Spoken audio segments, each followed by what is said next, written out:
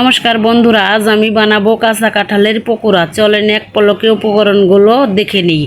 এবার সিদ্ধ করা কাঁঠালগুলো হাত দিয়ে ভালো করে চটকিয়ে নরম করে উপকরণগুলো একে একে দিয়ে দিই। এবার দিলাম বেসন, এবার স্বাদ মতো লবণ, হলুদ, কালো জিরে, স্বাদ মতো চিনি, লঙ্কা, সাদা তেল দিয়ে ভালোভাবে হাত দিয়ে চটকিয়ে কাঁঠালের সাথে বেসনগুলো মিলিয়ে স্বাদ মতো লঙ্কা গুঁড়ো দিয়ে অল্প করে জল দিয়ে ভালোভাবে চটকিয়ে বন্ধুরা নতুন নতুন ভিডিও পেতে আমার সাথে থাকুন। এবার শেপগুলো একে একে বানিয়ে নেব। নিয়ে প্যান বসিয়ে দিয়ে তেল দিয়ে দিব, হালকা নাড়াচাড়া করে তেল গরম হলে একে একে শেপগুলো দিয়ে দেব।